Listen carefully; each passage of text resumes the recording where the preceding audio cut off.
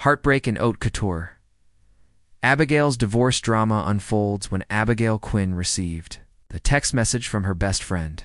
She had just taken an ovulation injection and was resting on the bench of the outpatient clinic, trying to suppress the piercing pain in her abdomen. Her hair was dark and her skin as fair as snow, but there was no trace of blood on her face now. Even so, that didn't overshadow her stunning looks, and passersby kept turning their heads to look at her. Then she inhaled deeply and tapped with a trembling finger and opened the picture on her cell phone to take a look. It was a picture of Sean Graham holding a woman in a pink haute couture dress while walking out of a hotel. The man's usually cold and stoic face looked tender as he lowered his head at the woman in the picture. Abigail knew who that woman was. Sean's first love, Joan Palmer. After a while, she snapped back to her senses, searched for Sean's number, and called him. She waited for a long time for the busy dial tone to end, and the man's aloof voice finally echoed from the other end of the call. "What's the problem? Are you coming home tonight?" Actually, she wanted to ask if he even wanted to come home. Alas. It was clear that her call itself had already caused Sean to feel annoyed. Thus, after a few seconds of silence, he said impatiently, "Is there an important issue we need to discuss?"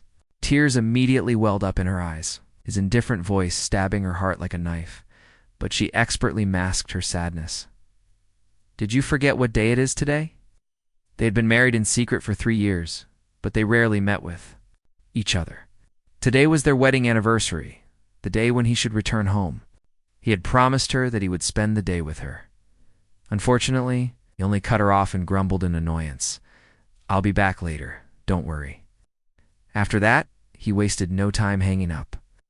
Abigail's heart sank to the pits as she listened to the monotonous dial tone. Then she threw back her head and composed herself by taking a few deep breaths. Finally, she called her best friend, Luna Smith, to come and pick her up. 10 minutes later, sounds of hurried footsteps echoed from the other end of the corridor. The woman appeared cool and catching as her clean-cut short hair dyed in blue, with streaks of silver flipped along with her movements as she briskly walked down the corridor to Luna. The astonished looks that greeted her were no longer a surprise, and she raised her bushy brows as she went straight to Abigail. When she saw that Abigail's face was terribly pale, she felt sorry but couldn't stop herself from reprimanding her in a hushed voice. "He's living the life of his dreams with Joan. What's the point of you taking the ovulation injection?"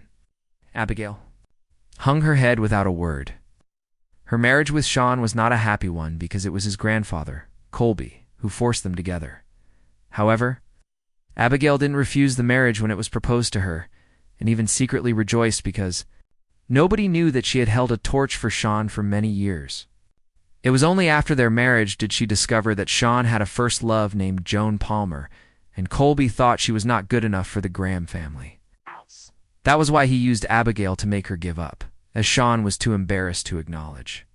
Abigail, as his wife, they had kept their marriage from the public for the past 3 years. Nonetheless, Abigail didn't care about that and thought that she would one day be able to melt his icy heart. She hoped that one day he would be able to forget Joan and genuinely want to spend his days with her, now that Joan had returned. Realized just how silly she had been. Once she arrived home, she took a shower and went to bed. In the middle of the night, Abigail felt she was held by a pair of cold arms, carrying a little trace of humidity. Although her eyes were still groggy from slumber, she quickly realized it was Sean. She felt happy that Sean was home anyway. However, the next second, a cold voice came to her ears. "You sent someone to follow Joan?" he asked, his voice intimidating. Stunned, Abigail realized a few seconds later that he was speaking about the paparazzi who published his picture with Joan. Although he was asking a question, the certainty in his voice was as clear as day. So, he came back specially to redress his lover's grievances, she thought.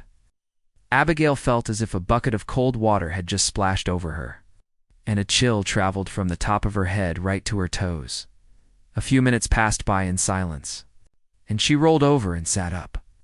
Then, she picked up her nightgown, slipped it over her head casually, and put on an emotionless expression on her beautiful face.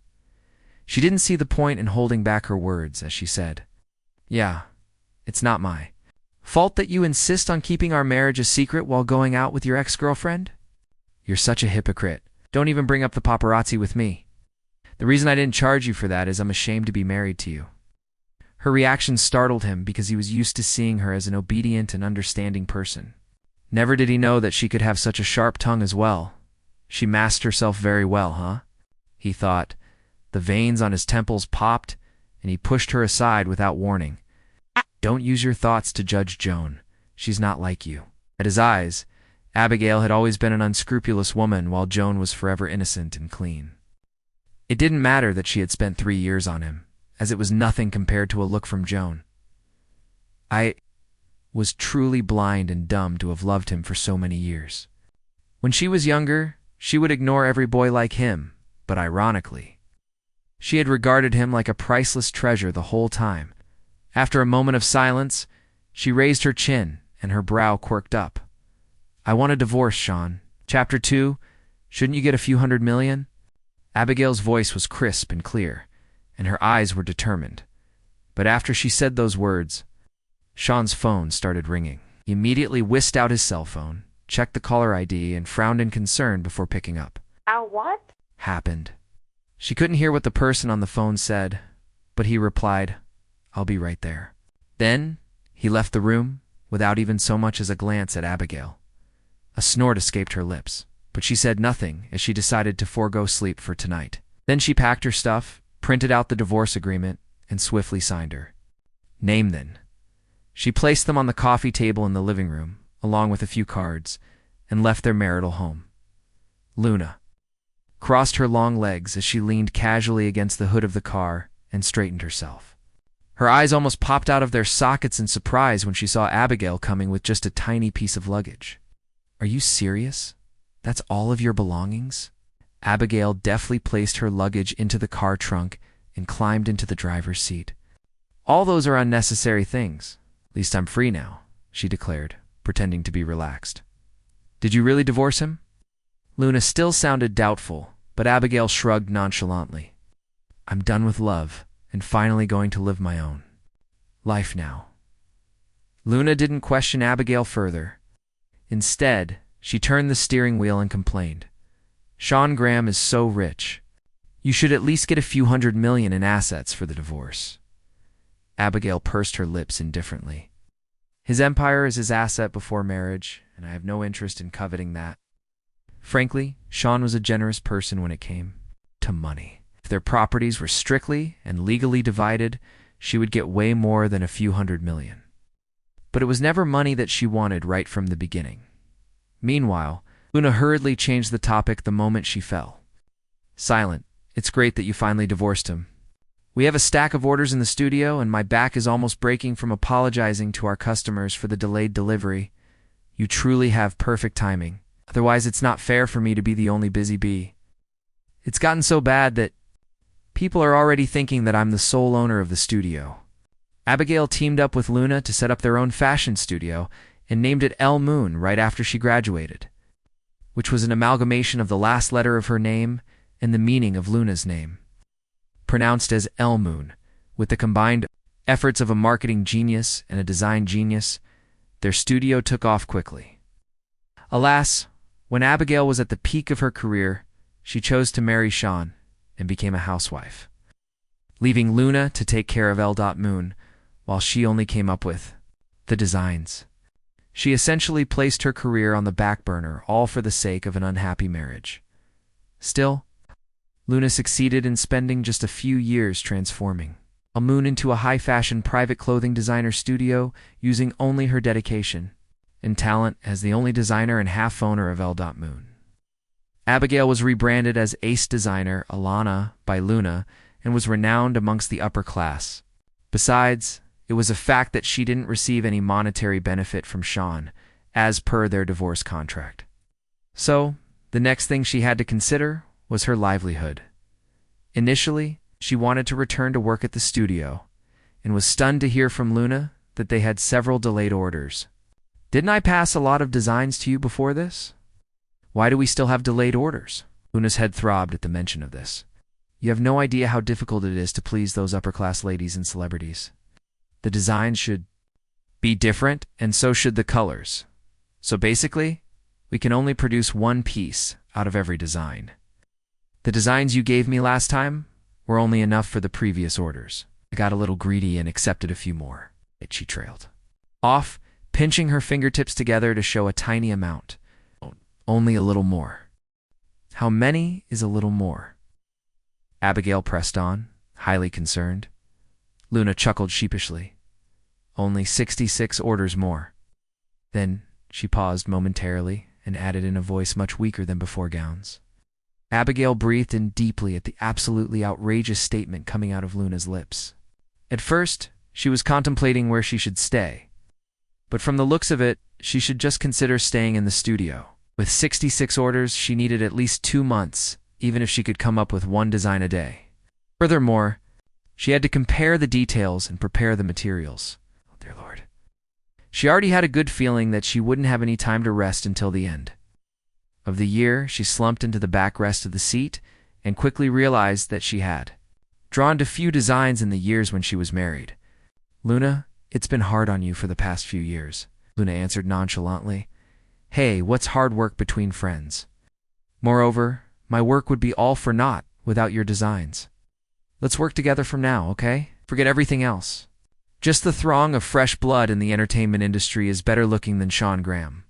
Not only are they good looking, but they're also talented. At the mention of this, she couldn't help but feel indignant. She had never been more serious in her life as she vowed, one day, I'll make that man kneel in front of you and beg you to return to him. Abigail revealed the only genuine smile she had since yesterday. Unfortunately, when she heard that name, Sean's face haunted her mind again. Yet even though he wasn't a tender husband, he didn't abuse her. So in a weird way, he could have been way worse. Plus, she knew full well that he only had Joan in his heart, and couldn't wait to get rid of her, whom he regarded as a mere pebble. Beg me to return. That's impossible, she thought in exasperation. Thus, she shot a glance at Luna as she asked, why don't you look forward to something better for me? Because a man like Sean is someone I never want to have contact with again, she finished in her head. L.Moon was situated in the old streets of Pendorf. They started out from just one shop, but now it had spanned over several shops. Was more than 400 square feet wide on the inside. They had hired about 8 shop assistants alone just to maintain their clientele. Luna rushed to a business meeting after dropping Abigail off at the studio and informed her. A big client may drop by in the next few days. They would like to order a few custom-made gowns for their celebrities in the long term and booked the appointment a long time ago. I have to say I feel a great deal more confident now that you're here. Oh, hush now. Stop worrying and just go. You can leave these things to me in the future. There was a special lounge on the 2nd floor, and as soon as Abigail had unpacked her luggage and made a temporary accommodation for herself, she slipped into working mode after the assistant brought her the customer's orders. It was only through this way that she could forget about her divorce for the time being. She was finally finished with the urgent designs after working endlessly for 3 whole days. Once she was done, she immediately sent them to create the samples. Just when she was ready to get some rest, an assistant rushed upstairs and cried piteously, Abigail, there's a customer downstairs that we can't handle. Chapter 3, I want this. Dress Abigail immediately sobered up. Wait a moment.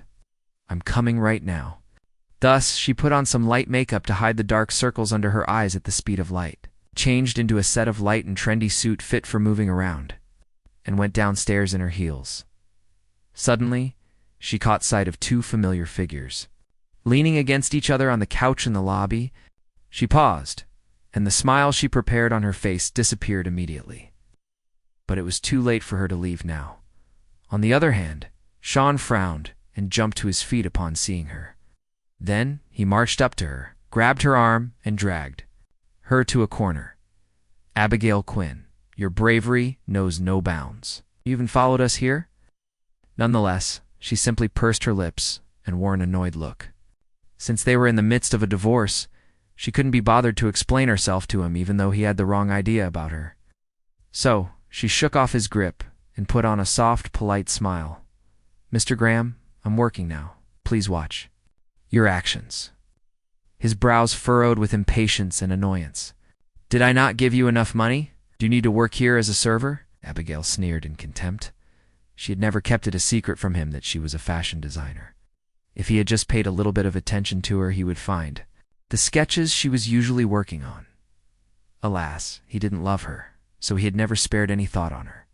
In all honesty, it wasn't surprising that he would jump to the conclusion that she could only be a server after leaving him. We're already divorced. So, you don't have to feel embarrassed, even if I'm working as a server. Aren't you worried that Miss Palmer will get the wrong idea by acting like this? We were married for 3 years in secret. I don't think Joan even knows who I am, but he's having a hushed conversation with me without her. He caught a main point from her words, and his face turned stone cold. What divorce? What nonsense are you spouting? Abigail swept her pretty eyes over him. All he cared about that night was Joan, and hadn't even heard what she had said at all.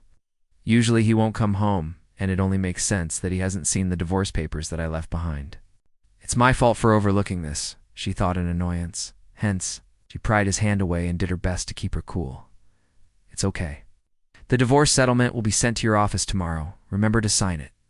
Sean had more questions for her, but saw Joan trotting toward him from the lobby in her heels. She smiled sweetly, showing the dimple on her cheek. What's wrong, Sean? He immediately changed his tone. Nothing. Why did you come over? Then Joan leaned against his side like a meek little kitten and spoke in a soft, spoiled voice. You've been here for so long, so I wanted to check out what's going on. Do you know her? Right. Then he simply uttered coldly, I got the wrong person. 3 years of marriage, and I'm not even a stranger to him. Abigail sneered silently. Regardless, he couldn't be bothered to argue with him as she wanted to leave right then and there. Unfortunately for her, Joan approached her while holding Sean's arm. It's fate that you got the wrong person. It looks like we're destined to be your customers, Joan said, in a considerate manner. Will you please show us the wedding gown designed by Alana? Even though Abigail had given up on her relationship, she still couldn't help but freeze momentarily. Is he really in such a rush? We're not even completely divorced yet, and he's already ready to marry Joan. The wedding gown that Joan mentioned was the only one that Alana designed in the past few years. It was also displayed in the most eye-catching spot of L.Moon all this time. The price was astronomical, and everyone knew that it was actually not for sale. Every stitch of that dress was made by Abigail herself, all for the promise that Sean never planned to realize. After a moment of hesitation, she led them to that wedding gown. As she watched Joan gasp in admiration and delight, she took a few steps backward, her face gradually turning solemn. Joan pointed at the dress in the display window in excitement. I want this dress. Sean nodded expressionlessly. Sure, try it. On, the store assistant who was with them gently reminded them, Sir, this dress isn't meant for before she could finish. Abigail interjected. We're selling it, but the price is a little on the steep side. It's $1.3 million. Joan looked a little hesitant upon hearing the price. Chapter 4. He got the wrong person. This was the same price tag for a dress from an international designer and was clearly overpriced. However, the design wasn't inferior by any means. It was said that the dress was designed more than 3 years ago, but it still looked beautiful. Sean briefly glanced at Abigail dispassionately with his hands in his pockets and said casually, Just as long as you like it, we'll take it. Then he passed the card to the shop assistant. Swipe it straight away. There's no password needed. Filled with excitement, Joan gave him a huge bear hug. Sean, I love you. Abigail looked away with an inexplicable discomfort in her chest. It's just as she expected. A dress that was more than $1 million was peanuts to Sean. As long as it was something that Joan wanted, he would give it to her without any second thoughts. So, Abigail nodded and gestured to the assistant next to them to process the payment. Yet the assistant refused to take the card and cast her an anxious look instead. How could she sell this dress? This was the dress Abigail designed for herself. It would be a lie if Abigail said that she could part with it. But since she was getting divorced and there wouldn't be any wedding for her, So what was the point of keeping the dress? Therefore, she chuckled lightly and said, "Didn't Miss Smith already say that only a dummy will miss out on a deal? Furthermore, they would be making money out of Sean, which she would consider a fantastic deal." After that, only then did the assistant begrudgingly process the payment. Meanwhile, Abigail brought a stool for herself to retrieve the dress from the glass display window. When it was time to try on the dress, Joan pointed at Abigail. "Will you help me put on the dress? I don't need anyone else," Abigail reflexively stole a look at Sean. Is he going to let his yet-to-be-divorced wife help his seamlessly integrated next wife try on a wedding dress? He'll only allow it if he's an idiot. Before the thought even finished running through her mind, she heard Sean say tenderly, "Sorry to trouble you, then." He stood under the shadow of the spotlight with his hands in his pockets. Light poured over half of him, while the other half was covered in darkness, which made him look exceptionally tall. His features were elegant, with a touch of regality and indifference that deterred others from approaching him. Abigail sneered inwardly as a thoughtful smile spread across her face. "This is no trouble at all. It's part of my job. It's trying on the dress is my job, and handing over the marriage as well." He threw a look at her from the corner of his icy eyes, and she interpreted it as a warning look. So she held the wedding gown in her hands, gestured at him, and put on a professional, soft smile. "Don't worry. I'll be sure to serve your wife the best I can." The changing room of L.Moon was very spacious, and there was plenty of space to fit 2 people. Abigail helped Joan into the wedding dress without even flinching. The dress was made according to Abigail's body proportion, and even though Joan had a very good figure, it was still a challenge to put it on her, especially when it came to the waist. It didn't matter how desperately Joan held her breath and sucked her abdomen in, Abigail couldn't pull up the zipper. Eventually they both broke out in a sweat after a few tries. Out of wits, Abigail hastily went out and returned with a pair of scissors. Then she crouched down, cut off a few locking stitches on the waistline, and somehow managed to pull up the zipper. Finally, she straightened out the hem of the dress and tried to relieve the awkwardness in the air. "It will be fine once we change. The size later." Joan checked out herself in the mirror. The dress was more elegant and beautiful than it was in the display window, and she appeared more sophisticated because of it. Suddenly she looked down at Abigail, who was busy smoothing out the dress for her. "How long have you known my husband?" Abigail paused mid-action before standing up straight and raising her brows. "He said that he got the wrong person." Joan relaxed and looked less wary as she regarded Abigail through the mirror. "You're right. He's so busy every day, and I doubt that he has the time to befriend a small shop assistant like you."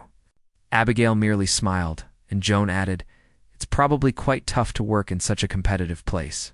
"Do you get paid by commission?" Abigail answered in a perfunctory manner, while carefully adjusting the belt for Joan. "The job is all right, but I don't get any commission." Joan's eyes lit up. "Oh, are you the store manager?" Abigail thought it over for a couple of seconds as she said, "You can put it that way." Between her and Luna, one was in charge of the internal workings of the store while the other was responsible for the external affairs, so she could be considered as the store manager as well. Then Joan slowly bent down, fished out a business card from her purse, and said alluring, "My husband kind of likes the designs by Alana and would like to order dresses from her for the long term for me, but I only want Alana's custom designs. If it's possible, will you help me set up a bridge between us and Alana? My husband is the president of Graham International, and money is not an issue. Plus, I can help you get more customers too."